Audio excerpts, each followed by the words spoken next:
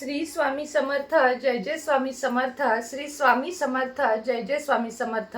श्री स्वामी समर्थ महाराजांच्या नामस्मरणाने आजच्या व्हिडिओला सुरुवात करूया.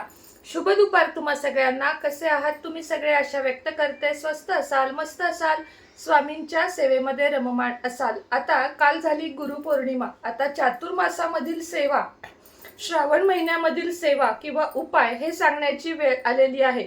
आज आपण चातुर्मासातील काही सेवा बघणार आहोत, ज्या नित्य नियमानं केल्यानं आपल्या घरामध्ये सुख, शांती, समृद्धी नांदते. त्याच पद्धतीने कर्ज फिटण्यासाठी किंवा विविध गोष्टींसाठी, जसं की लग्न होत नाहीये, बाळ होत नाहीये, घर होत नाहीये, नोकरी लागत नाहीये, प्रमोशन्स होत नाहीयेत, एक नाही अनेक गोष्टींवर मार्ग निघण्यासाठी आपल्याला या सेवा चातुर्मासामध्ये 4 महिने करायच्या आहेत. दैनंदिन जीवनामध्ये बघा, आपल्याला अनेक व्याप असतात.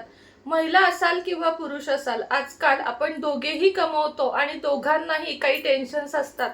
EMI असतात किंवा मुलांचे शैक्षणिक खर्च असतात, घरातल्या ज्येष्ठ लोकांचा दवाखाना असतो, लहान मुलांचा दवाखाना असतो, स्कूलच्या फीज तर हल्ली आभाळाला टेकलेल्या आहेत. स्कूलच्या फीज असतात, वह्या, पुस्तकं, सकाळी उठल्यापासून रात्री झोपेपर्यंत 500 ते 1000 रुपये आपले, म्हणजे 500 रुपये तर धरून चाला. जर भाजी, दूध, फ्रुट्स असं सगळं व्यवस्थित आणायचं म्हटलं तर 500 रुपये धरून चाला. नित्य खर्चासाठी 500 रुपये. आणि त्यामुळं काय होतं, महिन्याचं बजेट हलतं. आपला पती कितीही कमवत असेल तरी हाताशी पैसा लागत नाही, आणि आपण जोडीला कमवत असू तरी EMI द्वारे आपला पैसा निघून जातो. आणि याच पैशाला पैसा टिकून राहण्यासाठी ज्या काही सेवा आहेत, पुराणांमध्ये प्राचीन सेवा आहेत, त्याच मी तुम्हाला आज सांगणार आहे. सर्वप्रथम या 4 महिन्यात दररोज भगवान विष्णूंच्या मूर्तीवर दक्षिणावर्ती शंखानं आपल्याला अभिषेक करायचा आहे. या शंखामध्ये रोज थोडं पाणी घ्यायचं, चिमूटभर हळद त्यामध्ये घालायची आणि 11 वेळा तरी किमान ओम नमो भगवते वासुदेवाय नमः या मंत्राचा जप करायचा. भगवान विष्णूंची मूर्ती नसेल तर बाळकृष्णावर केलं तरी चालेल, कारण दोन्ही एकच आहेत. मात्र भगवान विष्णू आणि माता लक्ष्मी म्हणजेच नारायण लक्ष्मी यांची मूर्ती देवघरामध्ये अगदी अवश्य ठेवा. तुम्ही त्याचे लाभ नंतर मला सांगाल. तुम्हाला आपल्याकडे अभिमंत्रित मूर्ती हवी असेल, पंचधातू, अष्टधातू, तर ती मिळून जाईल. आता पुढची सेवा बघूया. हा जो अभिषेक आपण करतो त्यानंतर एक साधारण 300 रुपयाचं केशर घरामध्ये आणून ठेवायचं. ते रोज उगाळायचं, म्हणजे पाण्यामध्ये उगाळायचं किंवा थोड्या वेळ पाण्यात डीप करून ठेवायचं. आणि त्यानंतर जर तुमच्याकडे चांदीचा शिक्का असेल तर चांदीच्या शिक्क्याने स्वतःच्या माथ्याला दररोज हा तिळक लावायचा. तुम्ही बघाल सुख समृद्धीचे दरवाजे इतके छान उघडतील तुमचे की तुम्हाला मागं वळून बघावं लागणार नाही. हा आहे दुसरा उपाय. त्यानंतर आता चांदीचा शिक्का नाहीये समजा तुमच्याकडं, तर एका छोट्याशा वाटीत, पितळेच्या किंवा स्टीलच्या स्वच्छ वाटीमध्ये हे केशर आपल्याला दुधामध्ये अगदी थेंबर दूध 1 काडी असं कालवायचं आहे. भगवान विष्णूंना याचा या बोटाने तिळा आणि त्याच बोटानं आपल्याला लगेच तिळक लावायचा आहे. या दिवसामध्ये चातुर्मासामध्ये गुलाब, हिना अशा पद्धतीच्या अगरबत्त्या दररोज घरामध्ये लावायच्या आहेत. यामुळे सुद्धा वातावरण सुगंधित होऊन माता लक्ष्मी आपल्याकडे आकर्षित होते आणि माता लक्ष्मी आपल्याला मिळते. गुलाबाचं अत्तर ओरिजिनल क्वालिटीचं बरं का, म्हणजे 100-125 असं नाही, चांगल्या क्वालिटीचं गुलाबाचं अत्तर आणून दररोज ते माता लक्ष्मी, बाळकृष्ण, श्रीयंत्र यावर लावून आपल्या शुक्र पर्वताच्या उंचवट्यावर डाव्या हातावर इथे आणि दोन्ही कानांच्या मागे लावून घेतल्याने सुद्धा आपला शुक्र बलवान होतो आणि आयुष्यातले जे मेन मार्ग असतात मोठे, ते खूप सुधारण्यास मदत होते. तुम्ही करून बघा आणि मग मला सांगा. रोजच्या पूजेमध्ये गुलाब, चंदन आणि हिना हे 3 अत्तर तुम्ही वापरून बघा आणि मग मला त्याचे रिझल्ट सांगा.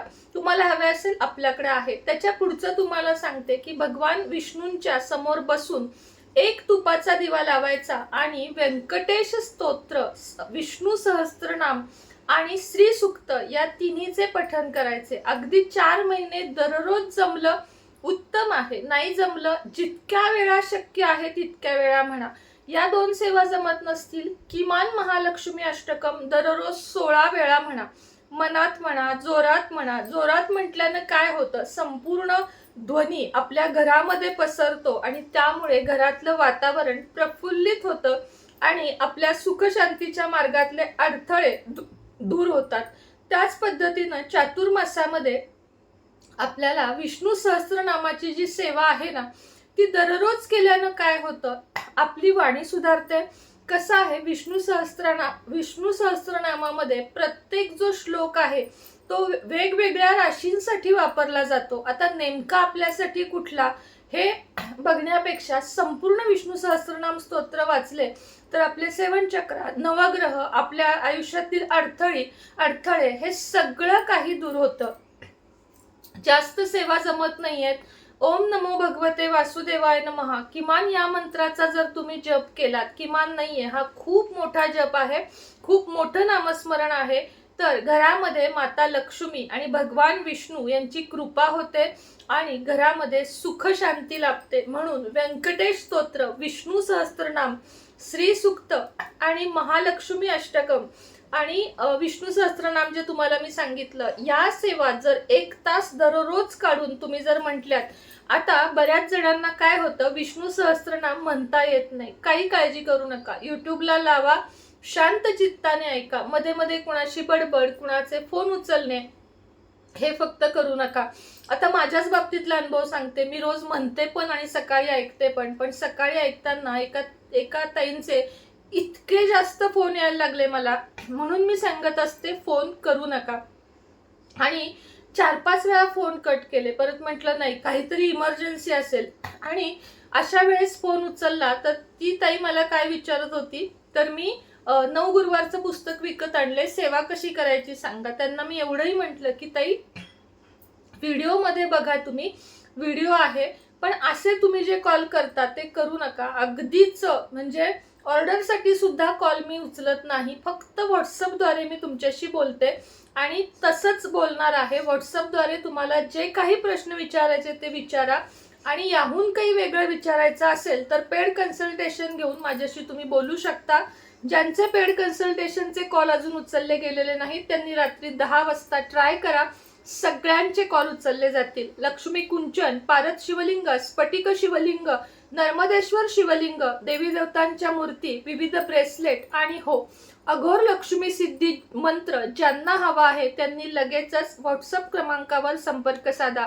कर्जमुक्ती, शत्रुविनाश, अनेक व्याधींवर, अनेक गोष्टींवर वशीकरण, या सगळ्यासाठी हा महामंत्र मी तुम्हाला देत असते. मात्र तो पेड आहे, याची दक्षता घ्यावी. व्हॉट्सअप नंबर देत आहे, संपर्क साधा. दिव्याच्या तुपाचे दिवे, उदबत्त्या, कापूर, ओरिजिनल, केशरहिना, चंदन ह्यातील जरी काही पाहिजे असेल तरीही माझ्याशी तुम्ही संपर्क साधू शकता. श्री स्वामी समर्थ.